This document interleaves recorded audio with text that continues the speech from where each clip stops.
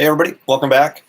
So, wow, such a crazy time, right? It's day after day I'm watching this and it's just one thing after another. But yesterday I spoke around PPE, how to put on your mask and your gloves and everything safely. Today I'm going to mix it up a little bit because I just can't help myself. I'm going to talk about our friend Mr. Tedros. And if you're a comedian or just talking about the news, that gentleman gives you tons of stuff to talk about, right? I mean, I guess if you're a comedian, it wouldn't be funny, so maybe it's not usable material. But this guy, I just do not, well, I understand it, and that's what I'm going to talk about today. So I'm really disappointed in leadership overall when it comes to what we see going on today.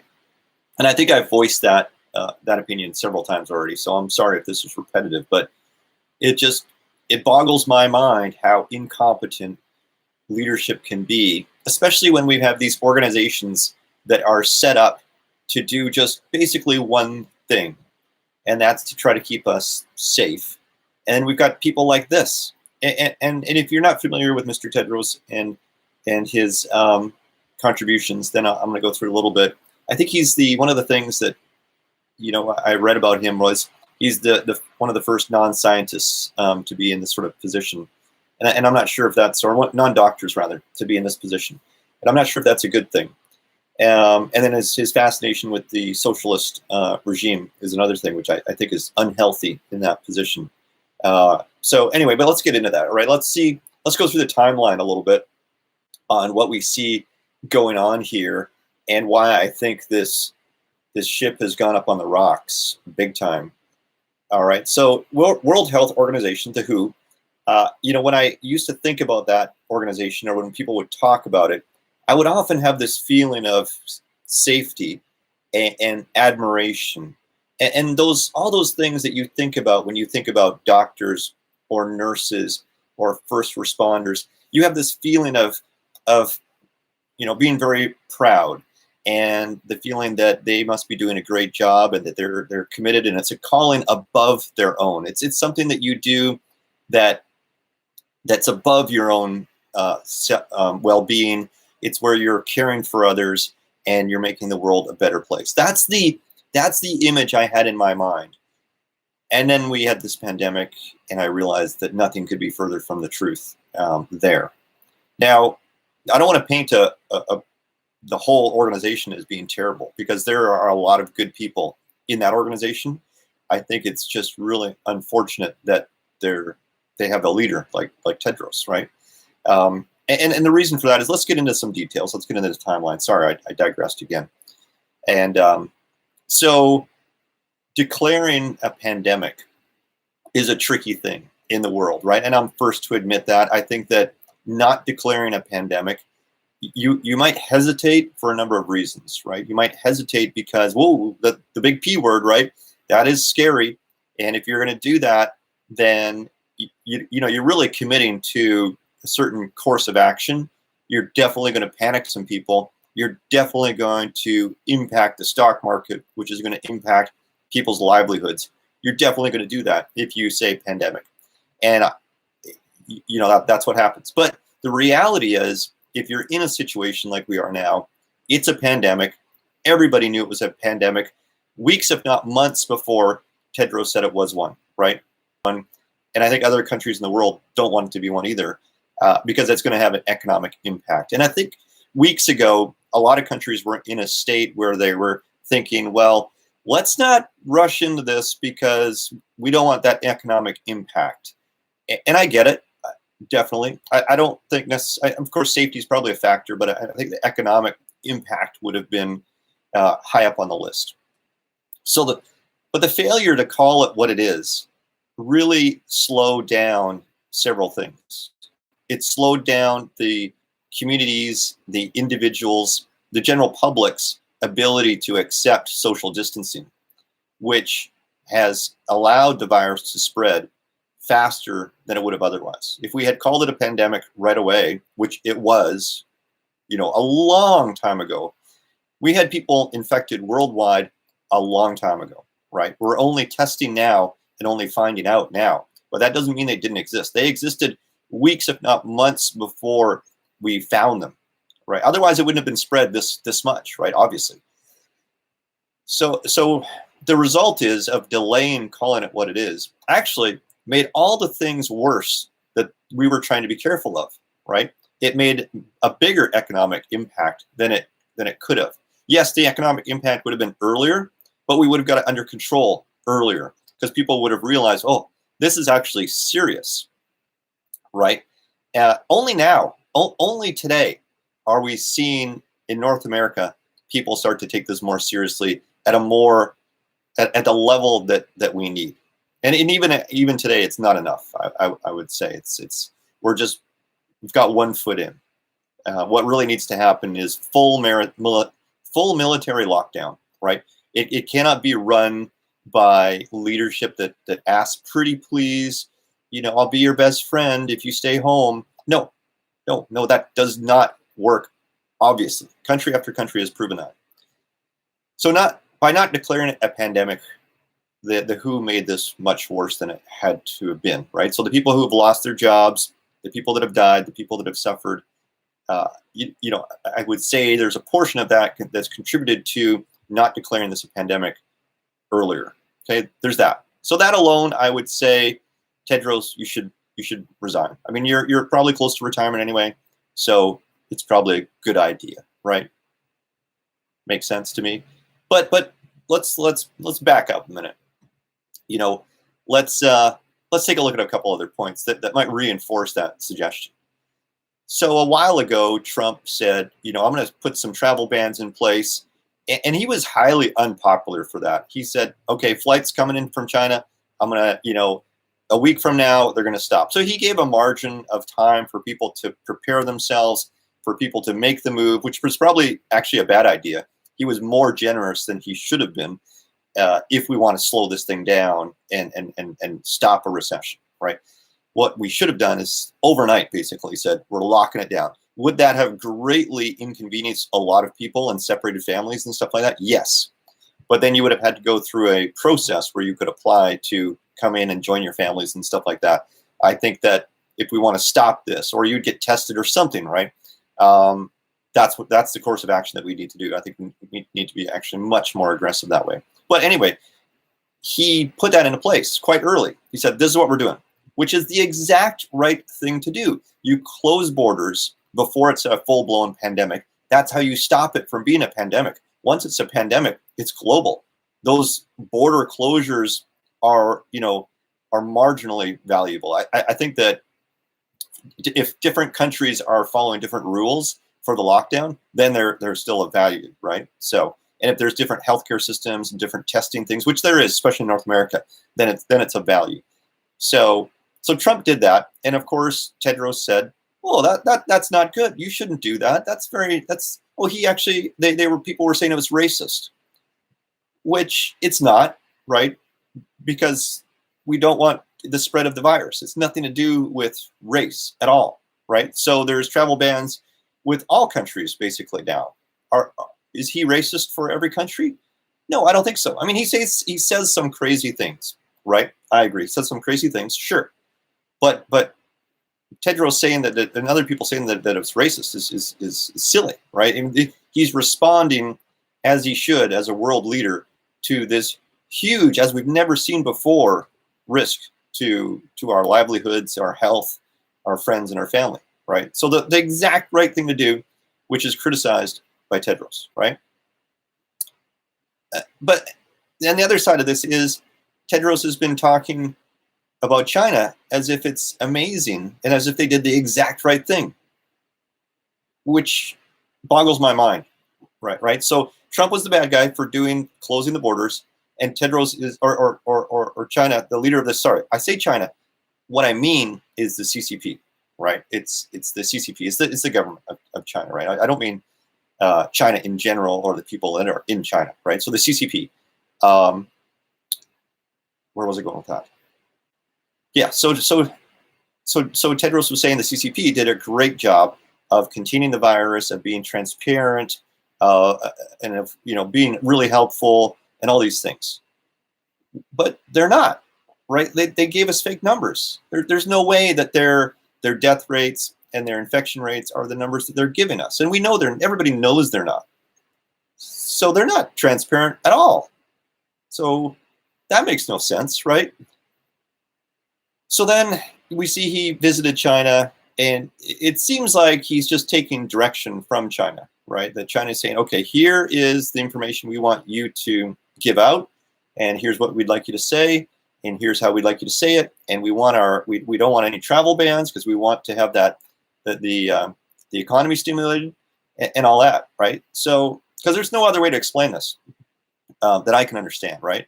So he's basically parroting what the CCP says to him. And, an example of that is the CCP said, oh, the virus doesn't spread from person to person. Well, yes, it does, right? We knew that pretty early. There was people in China, well, the whistleblower, right, who's now dead and was, basically prosecuted in China and is now a hero in China, which is really amazing to see that in such a state, right? To be able to reach that status of hero in an environment where, if you're worshipped like that as such a person of the people, then those people are punished, right? So he said that they were amazing response and transparency. Obviously, none of that is true. He even said that they went as far as saying that their social system was admirable. What? They're a dictatorship, right? When we look at human rights, they're at the bottom of the bar. Their social system? What social system is this exactly that he says is so great? That's what I'd like to understand, right? Is it their amazing benefits system? Is it, I don't understand that at all. Is it their freedom of the press? Is it, I don't understand what he's talking about there. A dictatorship is great in many ways because you can do whatever you want. You can, rip up the road so people can't travel from city to city. You can lock the virus down. No other country, I don't think, can really do that like they did it, right? And it's because they run a dictatorship, because they have a leader who can do whatever he wants. There's no political system like we have here in every free world, right? So yes, from that perspective, you can do that. You can rip people off the street. You can throw them in jails if they have any signs or symptoms, or you think they might be infected, or somebody said they were. Yeah, you can do all that, and that will control the virus. So if that's what he meant, then yeah, sure, I agree with that. It wouldn't make sense. So don't get it. And then the other thing was saying that it wasn't airborne. So for quite a while there, the CCP was saying that, oh, it's not airborne. Don't worry. It won't go from person to person, or it's only particulates on the surface, rather. Not true. And the WHO parroted that as well for a while. And that's not true, right? We know that's not true. And then more recently, they were saying, oh, you just need to keep 1 meter apart. Well, they're not even doing that in Wuhan, right? They want to have that even further apart than 1 meter. And we know 1 meter is false anyway, but North America's adopted a lot of that because of authorities like the WHO. We know that when you sneeze, those particulates go up to 25 feet and stay in the air a long time. So 1 meter obviously is not sufficient, right? When you're looking at, well, I'm in a room with somebody and let's say they're 2 meters away. I'm totally safe. No, you're not, right? Obviously you're not. So this is super viral. The R naught is super high. I'm not going to get into the details of that, but we know that it's much more contagious than the flu. And we know that it's airborne. But for a long time there, Tedros was saying, oh, no, it's not. And then the one that really gets me was the whole mask thing. And you've heard me go on about this. People saying, you don't need to wear a mask. You're all good. Meanwhile, if you look at the videotapes of people in Wuhan, you see they're all wearing masks. And that's for a reason, because it stops things from going in here, right? And it stops you from having things on your hand and touching here, right? And yes, of course, you can screw it up, but the instructions are on the box, and most of us read that, even if you're not, even if you don't know how to take it on and off. And there must be 1,000 videos on YouTube on how to do that by now. So I think we can figure that out, Tedros. I think we can figure out how to take the mask on and off now. We got that down. So yeah, I mean, even today, that's a bit blurry. And obviously I think that there's reasons for that they've talked about, but yeah. Anyway, so this all came to a head, and I was really actually glad to see somebody talking about this finally, because when you have the World Health Organization, think about those words, right? The World Health Organization. Think about that. That's a substantial title. To me, that's like, could you have a more meaningful title than that, right? Maybe United Nations. That's in my mind. It's in the same sort of vein as that. Like, these are prestigious, like almost to me heaven-like organizations that should be very pure and at least look legit, right? So Trump comes out, as Trump does, and he criticized them. He criticized Tedros. So when I say them, I take that back. Let's cut that out. I don't mean them. I mean, he criticized Tedros. He called him out, right? Good. Because we're not living in a time right now where we can all take our time and, say, oh, excuse me, could you please? No. Right now is a time of military leadership. Right now is a time where we need to go out and do stuff and get stuff done and make sure that things are working, right? There's no time to beat around the bush right now. So Trump did that publicly, like he does, and then Tedros had a response, and it is as if the Trump criticism wasn't enough to make him look bad. His response, and go watch it, it's on YouTube, and tell me if I'm crazy or not. I'd really love to get your opinion on this. But Tedros' response is like crazy land. Like, he doesn't respond to the criticism in any sort of logical way. Instead, he talks about how people are giving him death threats and being racist to him, which is like this reverse psychology of, okay, if I do something wrong and you call me on it, I'm going to call you a racist. What? Anyway, so then he blames Taiwan, and Taiwan hadn't really come up, until now. And there was you can look this up on YouTube as well, where there's not Tedros, but one of his coworkers is talking to somebody about about what's going on, and they ask him about Taiwan's response to the virus, which in my mind was excellent. Like, they've done a good job in Taiwan, and I think they should be acknowledged for that. They're not allowed to be members of the World Health Organization because I guess they don't count and they're not part of the world. And oh no, wait, no, China won't let the World Health Organization do that. So anyway, on this video conference, this fellow, not Tedros, but one of his coworkers, refuses to answer that question because he won't say the word Taiwan. And so he says, oh, next question, please. And they say, well, no, wait, we'd like to really get your opinion on Taiwan. And they may be trying to trick him a little bit because they know he doesn't want to talk about that, I'm sure. So they're forcing the issue on him. But then he just hangs up on them because he won't say the word Taiwan. He won't upset China.